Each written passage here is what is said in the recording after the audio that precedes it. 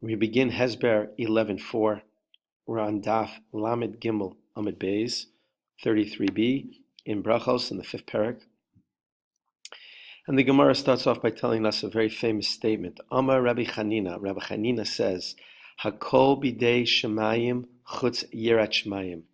Everything is in the hands of heaven except for yirat shemayim.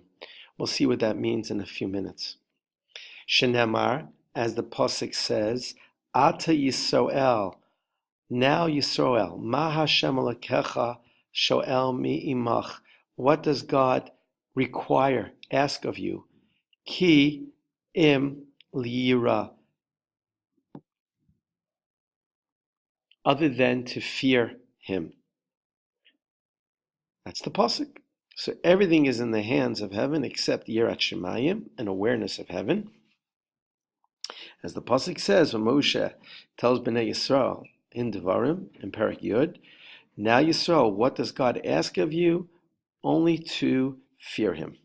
So the Gemara says, Atu Yirat Shemayim Milta Zutra He? Is Yirat Shemayim such a small little thing? When the pasuk says Ki im liyira, all Hashem is asking is that you fear Him. It sounds that you're making Yirat Shemayim a small matter. Va'amar Rabbi Chanina mishum Rabbi Shimon ben Yochai. Rabbi Chanina said in the name of the great Rabbi Shimon ben Yochai, Ein lo l'hakadosh baruch hu bebeit genazav. God in His treasury, what does He keep? Ein lo l'hakadosh baruch hu beis genazav. What does God have in His treasury? Ella only otzer yirat shemayim, the treasure of Yirat Shemayim.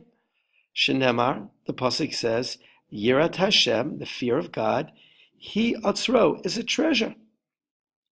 So if we're saying that a Kadosh Baruch Hu is a storehouse is filled with only what? With the treasure of Yirat Shemayim, it can't be a simple thing. It's got to be something very precious. So how does the pasuk, what does Moshe mean when he tells Bnei Yisrael, and what does God require of us? Other than to fear God, ki im liyira, it's a small thing. That's the question of the Gemara. Yirat Shemayim is a very hard thing to do. And proof that God's treasury is filled with Yirat Shemayim, and that Yirat Shemayim is considered a treasure. And we know that treasures don't come easy. One has to work for it.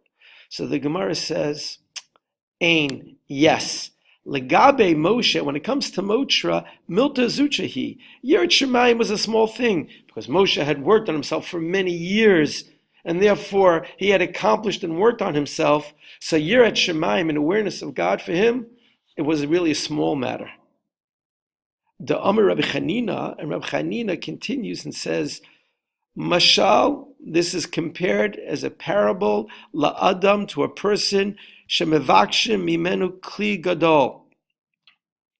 Someone seeks from a person a large vessel. V'yeshlo, and he has the large vessel. Doma alav kekli katan. It's considered for the owner that the vessel is not that important. It's not that big to him. Why? Because he owns the big vessel. He owns the precious vessel. Since he has it, it's not such a big deal to him.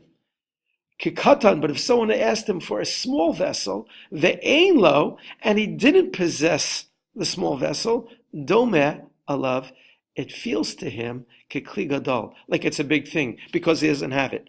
So the end of the day is, if we feel that we have something, we've worked at it, it doesn't look like a big deal anymore. But if something we've never tried or worked or possessed, then it looks like it's almost out of our reach. Now I want to share a Rashi with you. This Rashi on the same page gives us an insight to how Rashi sees Yirat Shemayim. And he says, Kol bidei Shemayim, everything is in the hands of heaven. Kol haba ala adam, everything that comes a person's way, biyad HaKadosh Baruch Hu, is from the hand of God. Kegon, for example, aruch katzar, if he's tall or is he short. Ani ashir, if the person is poor or if they're going to be rich. Chacham shoteh, if they're going to be wise or foolish. Lavan shachar, if they're going to be light skin or dark skin. Hakol bidei shemayim. Who? These are all things that are predetermined in heaven. Aval, tzaddik v'rasha.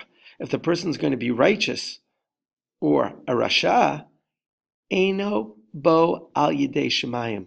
That's not up, and that is not predestined in heaven. Edzu mosar biyado shel adam. That is given into the hands of the person. V'natan lefanav shtei drachim. And the person is given before them two paths. V'hu yivchar lo yirat shemayim. And Rashi says he should pick yirat shemayim. So according to Rashi, everything is predestined except for a person's yirat shemayim, an awareness of heaven. And he encourages us, hu yivchar lo, that the path that a person should take, he has shnei drachim, he's got two paths. What's the path that he should take, that he highly recommends? That of yirat shemayim. And we'll talk more about what does yirat shemayim mean in class.